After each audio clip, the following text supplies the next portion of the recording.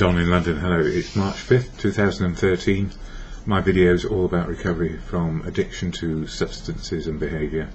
My addictive substance, alcohol. So I'm Don, an alcoholic in recovery, one day at a time. And I share experience, strength and hope of what works for me, and not for anybody else in particular, but I share about a way forward, which is just one day at a time. So what helped to start with were professionals who got me dry, and then they suggested I go to a fellowship called AA, Alcoholics Anonymous. And I don't speak for AA, the Fellowship of Alcoholics Anonymous. I don't speak for it. I share about how it helps me. And if you're in the fellowship, you know I don't speak for you, quite rightly. And I don't speak for fellowship either, because fellowship is not about leadership. It's not an organisation in the conventional sense. It's a group of people coming together to keep sober, wherever it might be, a group here or there, a meeting here or there. However you describe it, it's just the people you meet on the day that are there. So AA is no bigger or no smaller than the moment of now, but it is bigger because it has so many people in it with lots of wisdom. And I'm not a joiner I don't join things generally, or I didn't used to, because it meant that I had to keep on going back. And what I've found in recovery is that there is one place where I will go back, or keep coming back to, is fellowship on a daily basis, because fellowship on a daily basis keeps on changing as the world changes and everybody's experience keeps changing. And it's a place where I fit in naturally, because we've got to a place, or the people in it, the people in it, have got to a place of a desire not to drink anymore, or thinking about it, or emotionally know they ought to stop, but it's a bit difficult. So being included in something bigger than me, far bigger than me, opens the door to a lot of wisdom I would never have got. And I'm alive one day at a time, courtesy of all the experience shared within the fellowship by day, and the wisdom grows of what I can and cannot do. And what's happened is the doors open to more can do than can't do, even in my advanced years. So what is AA? I share the AA preamble, followed by some reflections I've made this morning. There are plenty of other reflections available, and probably very necessary, because I'm just one voice speaking about recovery, and I'm certainly not a guru. I'm just an ordinary person making their way along. So this is how I try to share. First, the AA preamble. Again, I don't represent AA nor anyone in it, but it certainly helps me. Alcoholics Anonymous is a fellowship of men and women who share their experience, strength and hope with each other, that they may solve their common problem and help others to recover from alcoholism. And we all do it differently.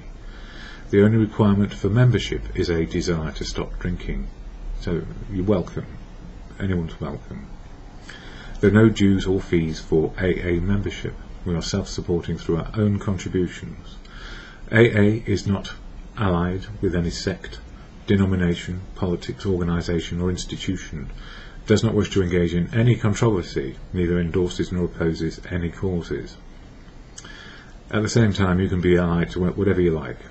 You can have your own particular religious beliefs, political beliefs, organisation beliefs, affiliations, have causes which you fight for or reject. It's all you, freedom of choice to be you. Our primary purpose is to stay sober and help other alcoholics to achieve sobriety. So fellowship for sobriety, and then once we are sober, we can pursue, well, even though we're not quite sober maybe, we can pursue with freedom what is right for us as individuals. So fellowship is there around that primary purpose. And I emphasise it every day, because every day I can forget it. So not speaking for AA, and not speaking for you if you are in AA, these are some of my thoughts for today. And it revolves in March around step 3, about a higher power giving us support Let go and let God, some people say. Others say let go and let good. Let go and ask for help, rather than have to work it out all on your own. So, some of the words: take it easy, and easy does it. Fellowship is all about action. Unity, service and recovery, and the 12 steps for a person to be open, honest and willing to change. So the fellowship is held together in unity, service and recovery, where nobody's in charge. We are all but trusted servants, and we try and work together around this common purpose: sober today. And that in itself can be quite frightening. So you say to yourself, I don't want to join in with these people, they're lunatics. They're all happy or sad or mad, but they're not drinking. Not my sort of place. My sort of place is the pub, which is where I used to be. Talking bollocks, usually, if I was talking at all. So, it seems like there are some mixed messages in recovery. Take it easy, easy does it, and at the same time we have to work hard at getting to be sober. When we look at the bold statements often said, what is behind them, and how do we take it easy when we need to work out and put effort into recovery, when we need to work and put effort into recovery. So we work hard at being sober and take it easy in the process. And another suggestion often heard: when we are under pressure in the world, this is not coming from fellowship, when we're under pressure in the world, family and community and work, take a chill pill. In sobriety, the idea of taking a chill pill, using something to fix the way we feel, or stop feeling anxiety and pressure, is not the answer. It's about feeling all those things and recognising that we're under pressure or stress, and there's no need to take a chill pill. Recovery is not about fixing oneself. Taking a chill pill or any form of fixing agent bar one is probably, there is only one. It's probably called the Serenity Prayer, and it doesn't matter whether you believe in God or not. Whatever your personal beliefs are, please stick with them if they're working for you. And the Serenity Prayer, which offers the best advice in any moment of now, learning what I can do right now and do it, and learning what I cannot do right now and asking for help if necessary, and learning the wisdom to know the difference moment to moment. Working hard is taking it easy and finding the balance to stop and chill out without a fix today. And the Serenity Prayer is: to God or in good conscience, grant me the serenity, or grant me the restoration back to sanity. And it goes like this: God, grant me the serenity to accept the things I cannot change. I can't change that. Courage to change the things I can change that. And the wisdom to know the difference. And once I've worked out the wisdom to know the difference, I'm not forgetful of the demands on me about what I cannot do, but I realise it's okay that I can't do them, and say so. And even if it means difficulties in the moment, it's better to say I can't do it, rather than plot on and hope above all hopes that I might get it. So how does a higher power work or help me on a daily basis to take it easy and take time out to relax? And what about work? Human resources, the human resources department, as it's now called. It used to be called personnel, which is about persons. Now it's human resources. We are a component in the means of production, a component in a service to other people, not seen as human beings, simply as an asset or a liability which costs money and eats into profit if we are paid excessively or over the top. Depending on the type of company, you may be a resource and component, or sometimes we might be a treasure. It's how people value us. So we may value our work relationships but hate the company. We need to understand the rules and boundaries on how much effort we can put in and still find time to chill and relax. Letting go by working out what we can do and cannot do, and the wisdom is all part of working out how to live one day at a time. So sobriety can be about being able to work where we used to, or sometimes and very often working out that was part of the problem and that we need to move on, and how to feel courage to change. If you're working in the wrong place, work out how to move on in a way which suits you. and not them, whoever them might be. Often in sobriety, our whole life changes, and our attitudes to what is important in the new life changes fundamentally, one day at a time. Then we live smarter and work smarter. And it doesn't mean you've got to throw the baby out with the bathwater. It's about making changes and taking it easy, but realising that changes are afoot, and often sooner made rather than later, because some things just get in the way of sobriety. And if we put sobriety first, our emotional and spiritual development, being able to live and feel life in the moment and now and make better decisions, happens, rather than it's all too difficult and I can't do it. Oh, please God help me. Well, that won't work. You've got to find out what you can do. Ask for help. Ask for help. God works through people. And asking for help, the devil works through people. So you still have to use your common sense around who's advising you and why. And some people, even me, could advise you the wrong way if you're not paying attention, because what is right for me can be absolutely wrong for you, and quite right too.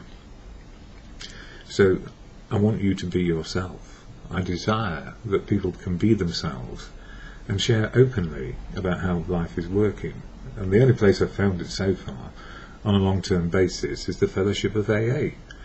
But even there we're still learning how to tell the truth, because somebody said recently, why is it that when I open my mouth all I seem to do is lie? And the biggest lie of all is when somebody says, how are you? And you don't say the truth, good, bad or ugly, whatever it is. You say you're fine, and you cover it up, put on a brave face, and then we're stuck about where we started, even lying to ourselves. And there's no point in pretending to be okay. Feelings never lie to us. We can suppress them and think over them, but the feelings are there, and often if we don't deal with the feelings, they come out and bite us on the bum. They just do. Yeah. Anyway, I'm learning about that every single day, because I can still say I'm fine when I'm crap. So how does a higher power help me on a daily basis? Well, it stops me talking crap usually. And take time out to relax. And what about work? Yes. Often in sobriety, our whole life changes. Letting go and letting other people have their say is also important. Letting go having to be right. Because I'm not right for you, whoever you may be. You need to decide what is right for you, not me.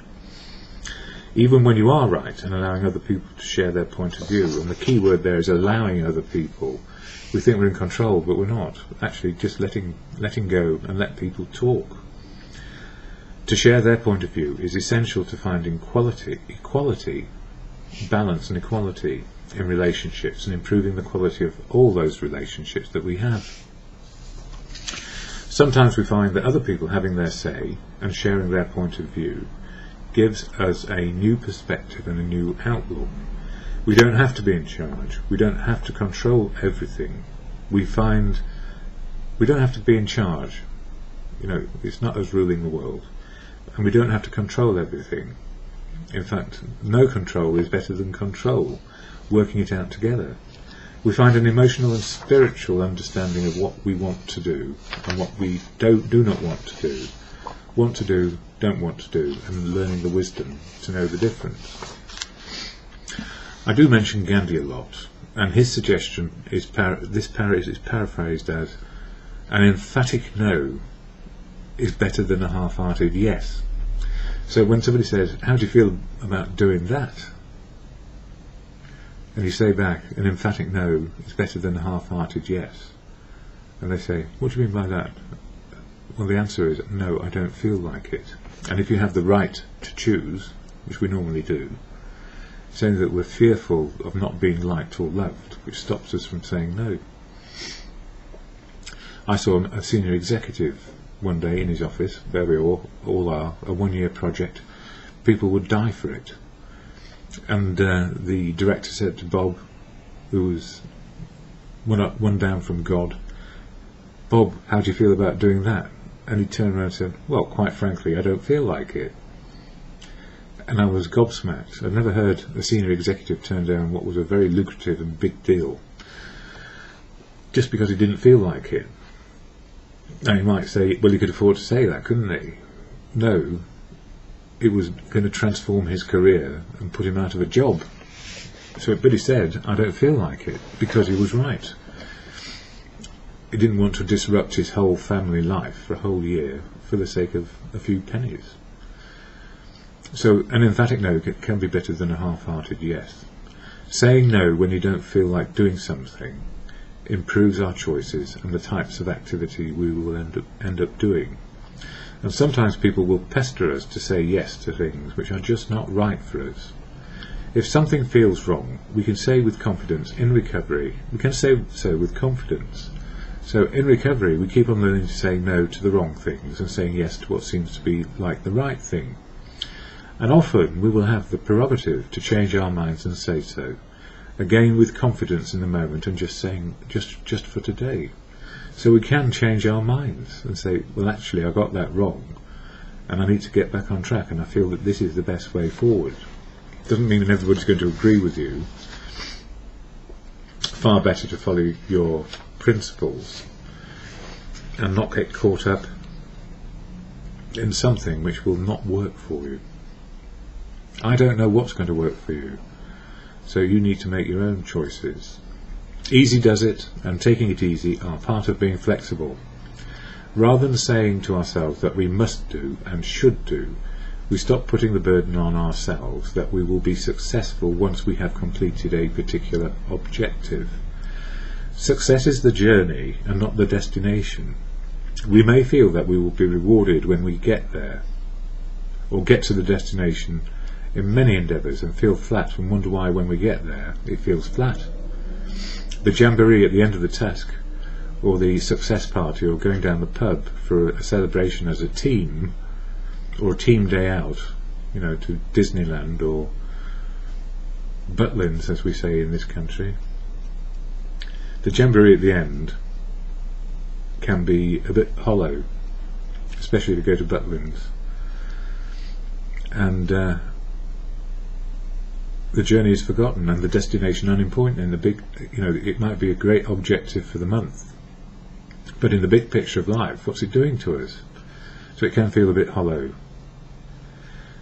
Human relationships based on fellowship, friendship, family, community and work are all worthy and hopefully feel right. When we are in the right company, how we are able to express our feelings truthfully and how we are able to receive and understand other people expressing their feelings towards us truthfully often improves in sobriety.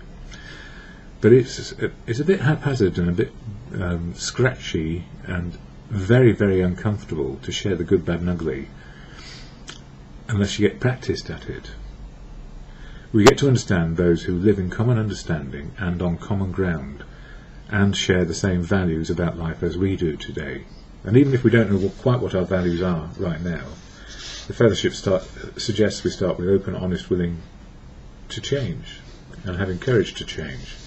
But that's difficult, especially when you've been driven into the ground by a fixing and a dreadful disease and a killer malady. And I keep on saying that because even though we accept from time to time that it is a disease, the whole world would actually say, well, that's an excuse for bad behaviour. And the answer is no, it's not, because we still have to face the consequences of what we've done. And that is also part of the 12-step program. You don't get forgiveness from other people, but you can make amends and say how it is, and here's the cash, here's my true apology and sorrow about what happened. But you can't expect them to change their minds. And I just tell you, well, thank you very much, it was very good of you to do that, but I still don't want to know you. And you have to say, fair enough, that's it. You don't automatically get rights, and you don't get rights back just because you say so. We have to earn them by what we do. It's the actions we take which is going to make the difference, and that's the same in all relationships. And I prefer truth and honesty, and it cost me dearly. It cost me dearly in terms of loss of love. Their love was based on a falsehood by me, and they deserve better. And I hope they have got better now, better, deserving better. I don't know, yes, I was not good enough in some of my behaviour,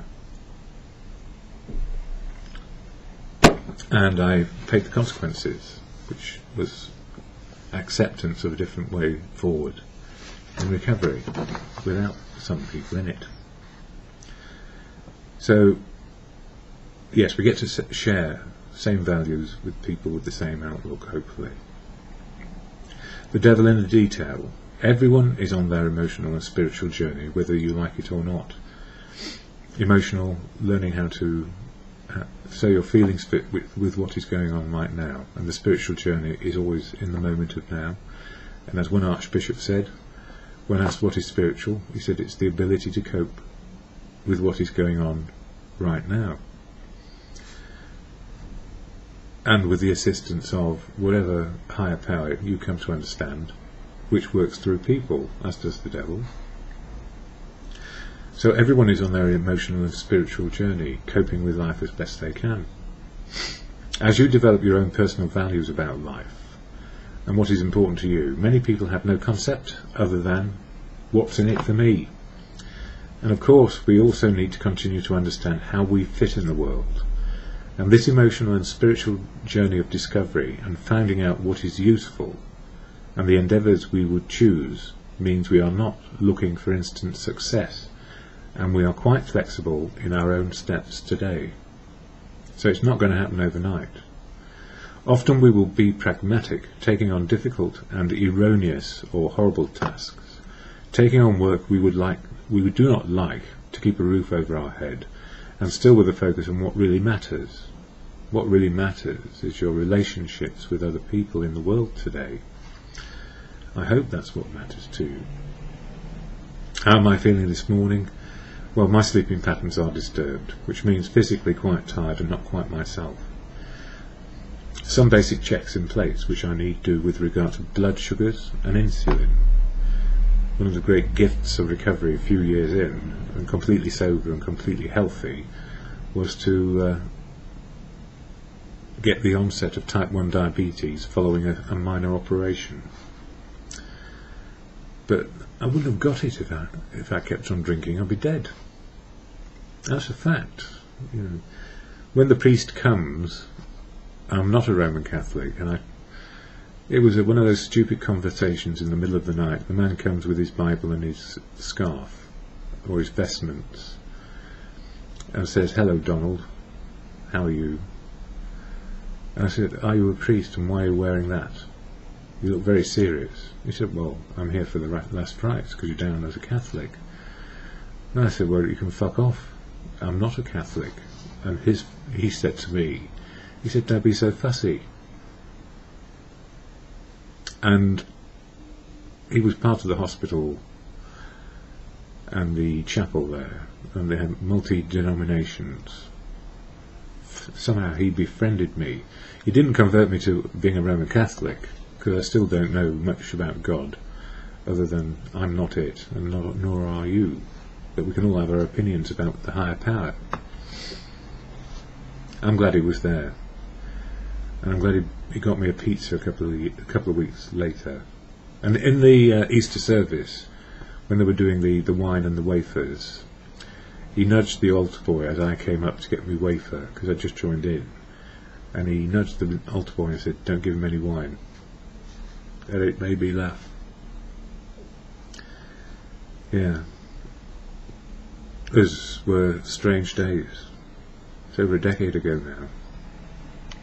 It's 15 years ago. Good grief. So, sleeping patterns a bit disturbed. I'm checking my blood sugars. They were a bit high. I've taken my insulin. I stabbed myself. I wasn't paying attention and it really hurt. But that's just me. The second day of spring here in London. In London, UK. The air quality is different, the city sounds are different, even the sparse wildlife is different. And the birds are getting out their feathers. many kinds. And humans seem to be more relaxed and taking it easy. I certainly feel better emotionally and spiritually when the light comes early and the dark comes much later.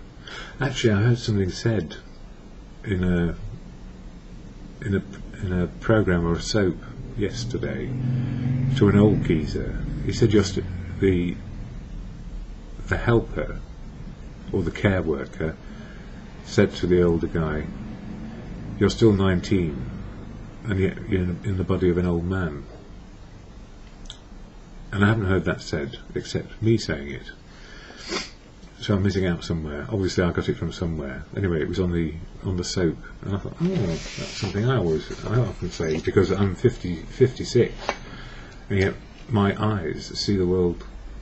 I guess my mum as well, 81, she sees the world as a young person, yet in an old body.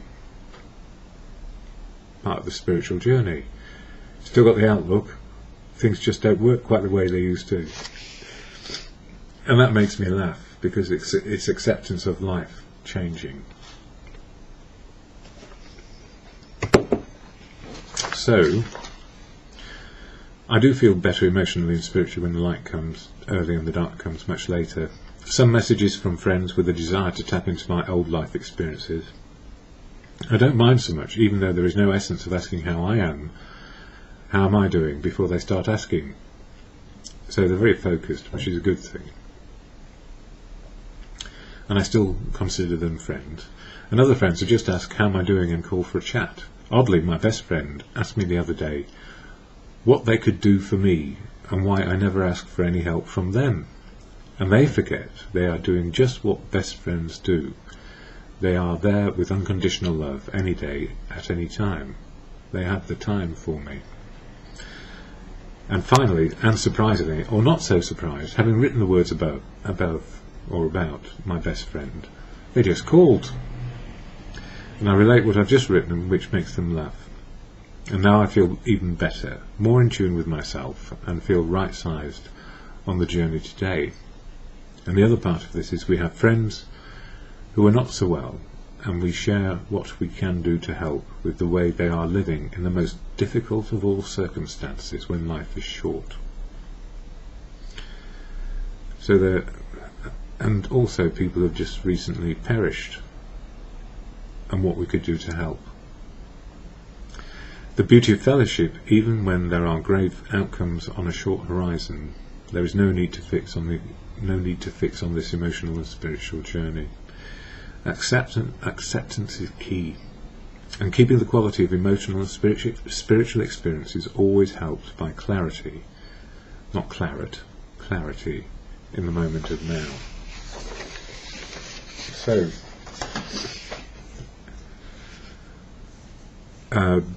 I wasn't properly diagnosed with type 1 diabetes for almost a year, because a lot of professionals said what's happening to you is part of recovery, rather than you need to get checked out medically.